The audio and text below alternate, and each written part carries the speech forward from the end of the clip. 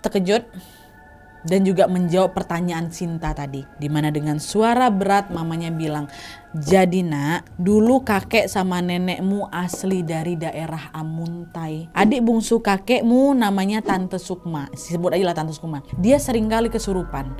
Dia sering kesurupan pangeran dan putri dari Candi Agung itu. Waktu itu mama juga sebenarnya gak percaya nak. Bahkan juga gak cuma mama aja, para tetangga banyak yang menganggap Tante Sukma ini berbohong. Ah masa sih kemasukan pangeran, masa sih sering didatangin keluarga kerajaan gitu kan. Banyak kok yang pikir Tante Sukma tuh bohong. Sampai pada suatu hari nih nak ya, setelah maghrib, Tante Sukma menyuruh semua orang di dekat rumahnya, tetangga-tetangganya ini untuk berkumpul demi bisa membuktikan bahwa mereka ini sungguh-sungguh ada dan aku tidak berbohong. Mau dibuktikan langsung nih sama Tante Sukma, Wak. Dan kata Mama Sinta, Wak, setelah semua tetangga-tetangga kumpul nih, orang-orang terdekat kumpul, Tante Sukma langsung menyebar tepung terigu di pelataran rumah depan pintu tuh. Taruh aja ke depan, ke teras tuh.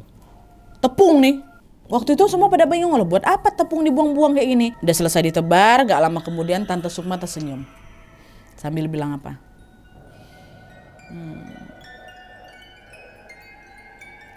Mereka sudah datang.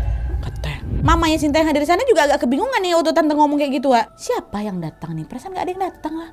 Di sana mereka semua tidak melihat kedatangan siapa-siapa waktu si Tante ngomong kayak gitu. Lalu di tengah kebingungan ini Tante Sukma bilang lagi, sebentar, mereka lagi mengikat kudanya di pohon kecapi itu. Sebentar lagi mereka akan berjalan ke sini. Orang ada nengok mana nih? Nggak ada, kosong. Tapi tidak lama kemudian, waktu ternyata betul. Dengan mata kepala mama sendiri, mamanya Sinta dan semua tetangga yang hadir di sana melihat dengan jelas bahwa di atas permukaan tepung terigu yang disebar sama Tante Sukma di pelataran rumah tadi, secara mengejutkan muncul banyak tapak kaki tapi gak ada nampak wujudnya di sana, Wak. Tapak aja yang muncul. Tak satu, tak dua, nginjak tepung terigu tuh. Merinding. Dan gak sampai di situ aja, Wak. Beberapa saat kemudian waktu orang pada tercengok, ada tapak. Ternyata kemudian salah satu dari mereka yang datang yang gak nampak ini langsung merasuki tubuhnya Tante Sukma, Wak. Dalam kondisi kerasukan ini Tante Sukma tiba-tiba manggil mamanya Sinta. Sini kamu, siapalah misalnya namanya, Hanum, sini. Sambil tersenyum, sosok yang merasuki Tante Sukma itu berkata, Hanum, nanti suatu saat kamu ikut denganku. Kata yang ngerasukin ini, Wak. Ketakutan lah Mama Sinta ini. Enggak, saya nggak mau.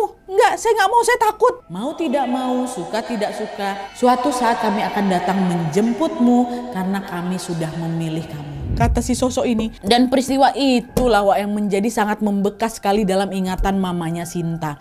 Aduh, aku harus ngikut mereka nih. Tapi selama bertahun-tahun kemudian, hidupnya Mama Sinta bebe aja, Wak, aman-aman aja nih. Gak ada diambil-ambil kayak gitu tuh, tidak. Hingga akhirnya ketika Mama Sinta punya anak, which is Sinta ini, secara mengejutkan Sintalah yang mengalami kejadian janggal itu, dimana ketiga anaknya Sinta konon katanya dibawa pergi ke kerajaan tersebut. Di situ Mama Sinta mikir, oh berarti pangeran dan putri kerajaan itu memang betul-betul datang untuk menjemput keluarganya sesuai dengan ucapan mereka pada saat merasuki Tante Sukma dulu.